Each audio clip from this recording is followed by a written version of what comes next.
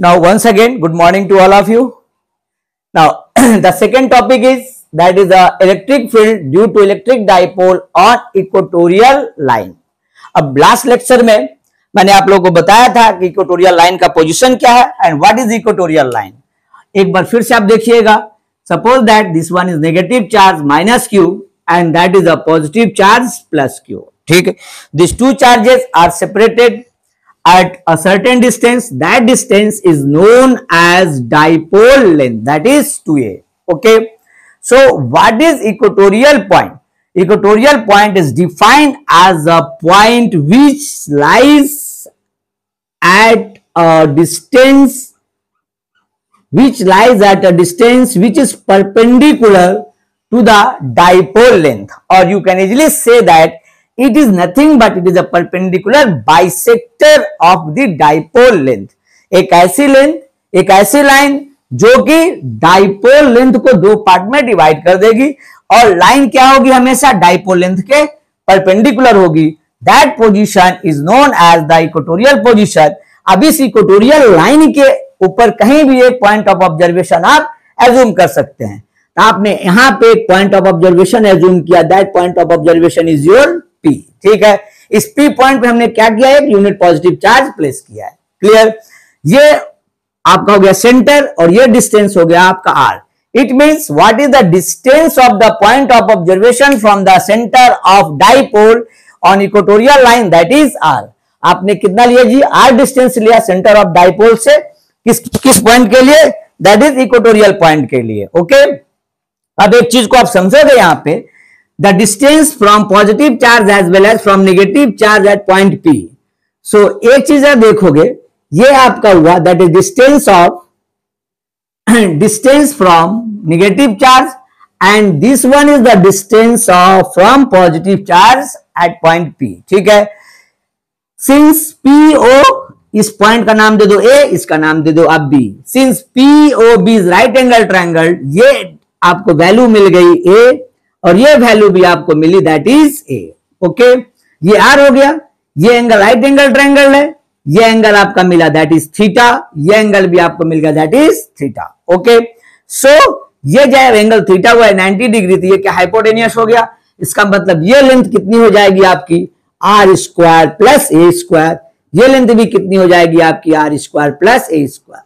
अब कभी कभी एग्जाम में क्वेश्चन ऐसे पूछता है कि calculate the electric intensity at a point which is at equal distance from both the charges. ठीक है. तो एक ऐसा पॉइंट जो कि दोनों चार्ज से इक्वल डिस्टेंस पे है, उस पॉइंट को आप एज्यूम करोगे that is the equatorial point. Always numerical में कभी कभी डायरेक्ट इक्वेटोरियल और एक्सियल पॉइंट ना बोल के इस तरीके से क्वेश्चन को घुमा भी सकता है. तो एक ऐसा पॉइंट जो दोनों चार्ज से बराबर डिस्टेंस पे है, वो पॉइंट आपका क्या कहलाएगा, that point is known as a equatorial point. जहां पे आप देख सकते हो कि माइनस क्यू से भी डिस्टेंस कितना है, r square plus A square to the power half, और यहां से भी डिस्टेंस कितना, r square plus A square to the power half. Is it clear. अब यहां पे हमें जो इंपॉर्टेंट चीजों को समझना है, फिर से हर एक डेरिवेशंस के, फिजिक्स के हर एक डेरिवेशंस के दो पार्ट होते हैं, जैसे मैंने पहले भी बताया. एक होता है आपका स्टेटमेंट और दूसरा होता है आपका mathematical derivations, mathematical part. Statement का मतलब यह है कि जिसमें आप जो डायग्राम बनाए हो इसको अपनी लैंग्वेज में आप एक्सप्लेन कर दीजिए. और मैथमेटिक्स, तो मैथमेटिक्स है पर्टिकुलर कंडीशंस के ऊपर क्या इक्वेशंस निकलता है, क्या डेरिवेशंस होता है, क्या कैलकुलेशन होता है, वो सारा का सारा पार्ट मैथमेटिक्स के अंदर जाता है. लेकिन यहाँ पे स्टेटमेंट अक्सर हम जो बच्चे हैं वो लिखते नहीं है. कारण यह है कि डायग्राम बना के डायरेक्ट मैथमेटिक्स कर दिए, बट आपको थोड़ा बहुत अपने डायग्राम को एक्सप्लेन करना जरूरी होता है. आपने किस पॉइंट पे क्या लिया है, कौन सा डिस्टेंस आपका क्या है, जिससे आपका डेरिवेशन में आप तीन नंबर का डेरिवेशन है या 4 नंबर का डेरिवेशन है, तो उसमें आप फुल मार्क्स पा सको. ठीक है. तो चीज को जरा समझिएगा. वापस यहां से हम स्टार्ट करेंगे. Consider an electric dipole having minus q charge, minus q and plus q charge. The 2a is the length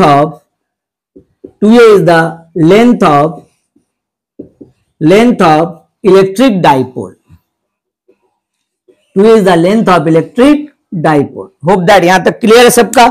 अब आपने क्या किया, late P be a point at a distance r from the center of electric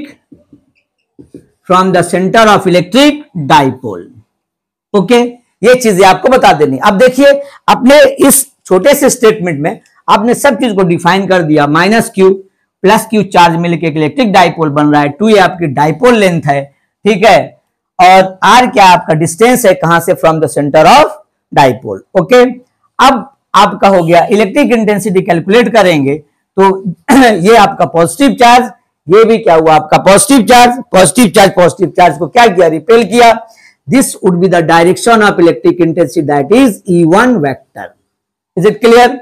यहां पे आपका negative charge, ये positive charge, ये attract कर लिया।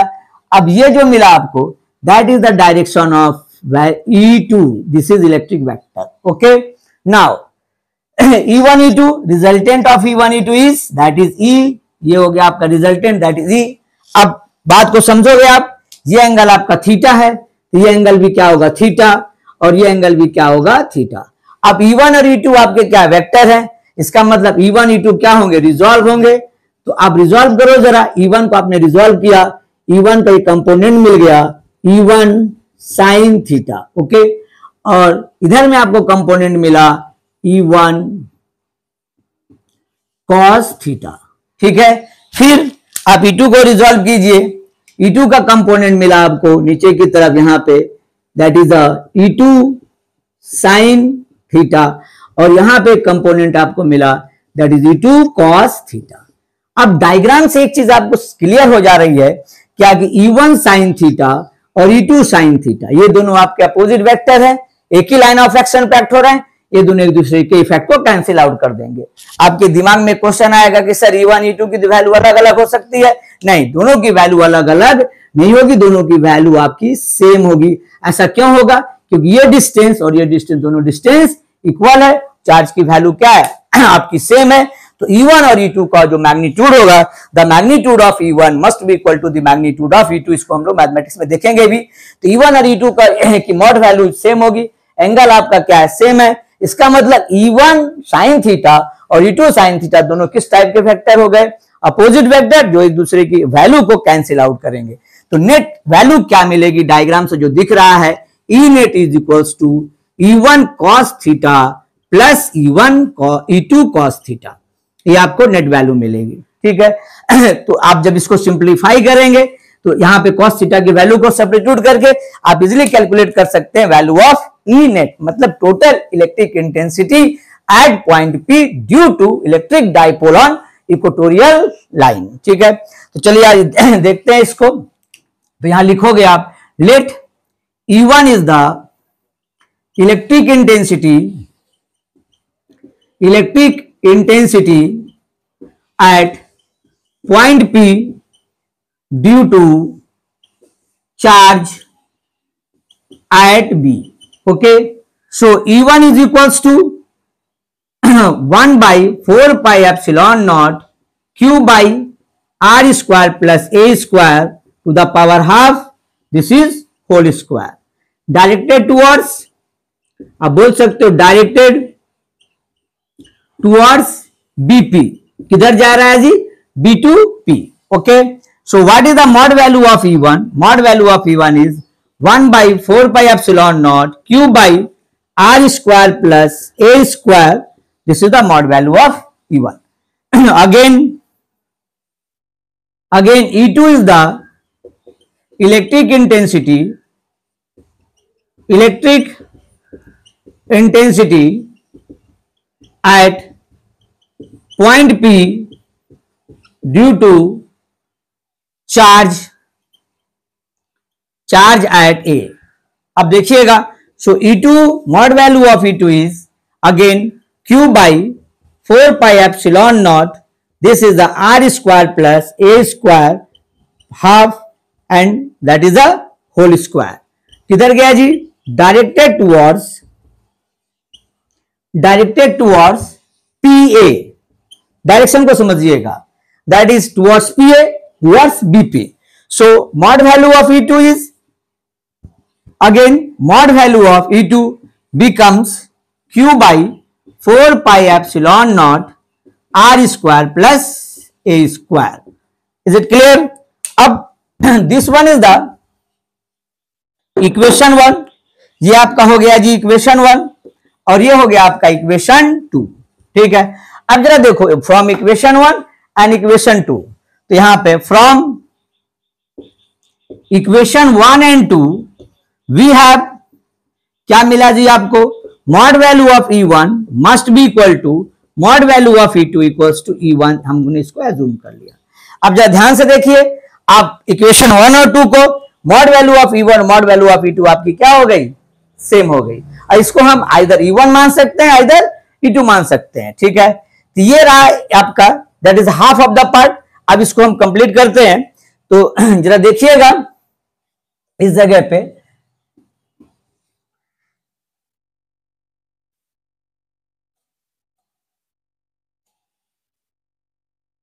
E1 और E2 की वैल्यू को हमने फाइंड आउट कर लिया। अब क्या करना है जी? आपको रिजॉल्व करना है। तो यहां लिखोगे E1 is resolved, E1 is resolved into two components। क्या मिला जी आपको? पहला first one is E1 sin theta. अब E1 sin थीटा किधर जा रहा है? एक यहां नाम दे दीजिए PR दे दीजिए, यहां नाम दे दीजिए Q। ठीक है, E1 sin theta directed towards PR, okay, and B number E1 cos theta directed towards PQ। Hope that clear. Now again E2 is resolved into two components। E2 is resolved into two components। क्या मिला जी? एक number E1 E2 sin theta directed towards PO, and B number E2 cos theta directed towards PR। आपको focus कहां पे करना है? आपको फोकस करना है इसके ऊपर और इसके ऊपर। फिर देखो ये जो डायरेक्शन है, ये डायरेक्शन आपका सेम है। डायरेक्शन क्या है? सेम है जी। तो आप यहां लिख सकते हो कि E1 since E1 sin theta and E2 sin theta are opposite vectors and act on the same line of action, so they cancel each other,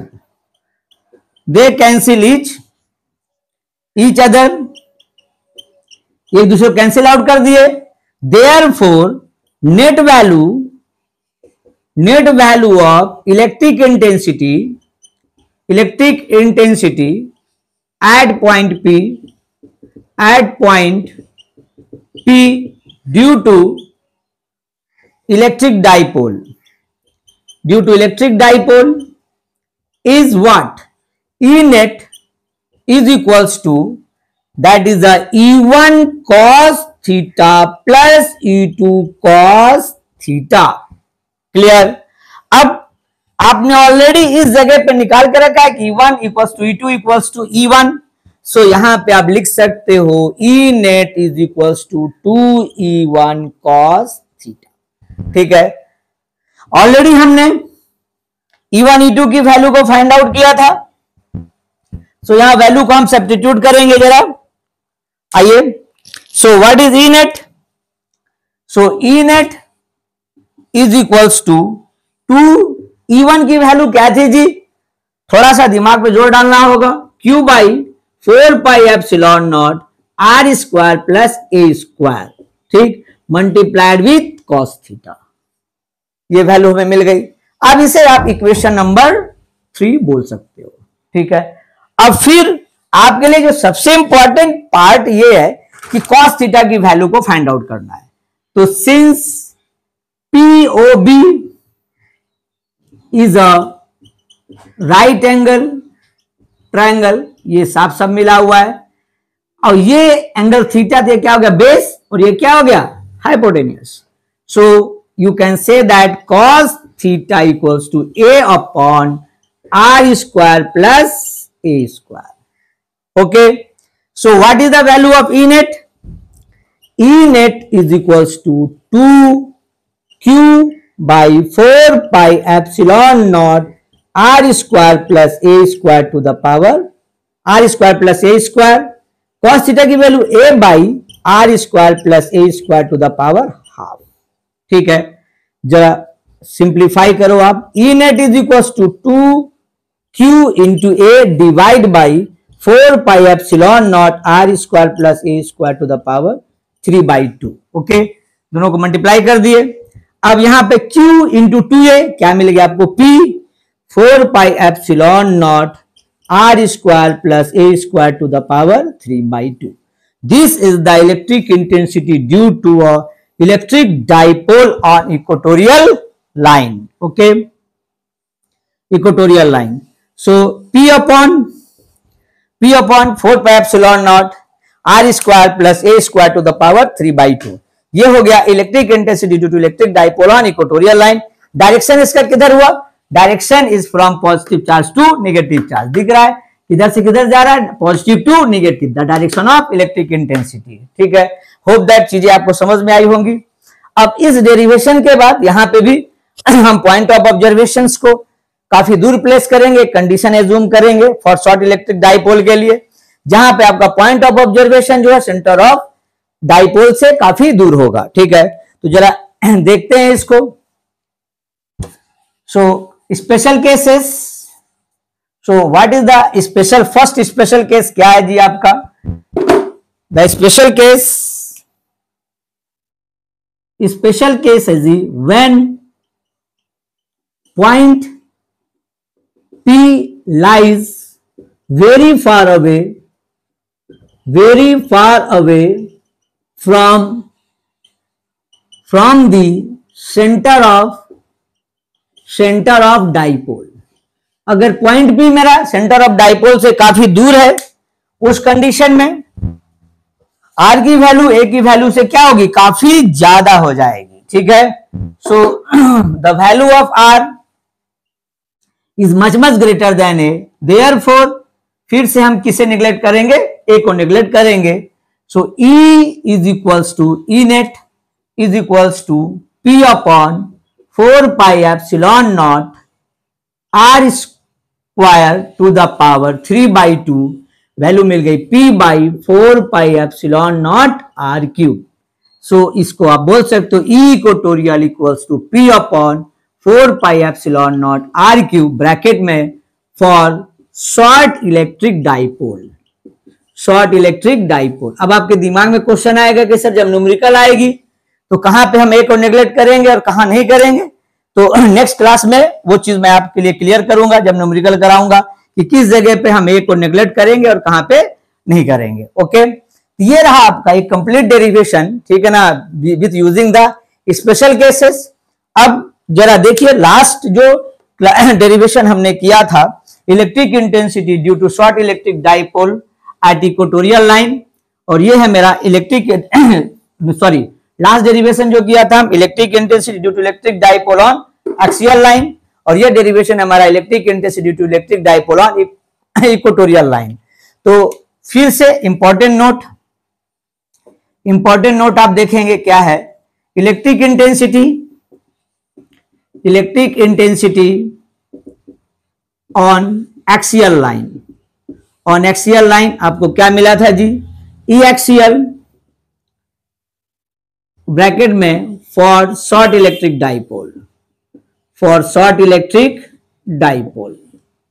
okay, so E axial equals to, value मिली थी 2p upon 4 pi epsilon naught r cube, और यहां पे हमें value क्या मिली, electric intensity on equatorial line, which is for short electric dipole, क्या value मिली थी हमें, E equatorial is equals to P upon 4 pi epsilon naught r cube. ये इक्वेशन अगर 1 है, ये इक्वेशन 2 है, दोनों इक्वेशन को आप डिवाइड करो, E axial by E equatorial, P by 4 pi epsilon naught r cube, P by 4 pi epsilon naught r cube cancel, value मिल गई 2। So it implies that E axial is always equals to twice of E equatorial. ठीक है, इस options को भी आप याद रखेंगे फॉर 1 मार्क्स के एमसीक्यू के लिए, कि शॉर्ट इलेक्ट्रिक डाइपोल के लिए हमेशा जो एक्सियल लाइन पे इलेक्ट्रिक फील्ड है वो इक्वेटोरियल लाइन के इलेक्ट्रिक फील्ड के हमेशा क्या होगा, ट्वाइस होगा। ठीक, तो आज हमने 2 इंपॉर्टेंट डेरिवेशंस किए, पहला था मेरा एक्सियल लाइन पे, दूसरा मेरा था इक्वेटोरियल लाइन पे।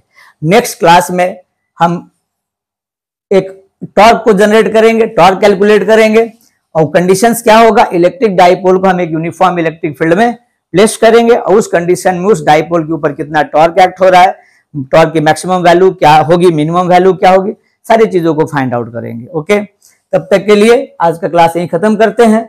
आपको वीडियो अच्छी लगी है, आपको फ्रूटफुल लग रही है, तो काइंडली आप इसे चैनल को सब्सक्राइब कीजिए, ताकि ज्यादा से ज्यादा लोगों तक इंफॉर्मेशन पहुंच सके।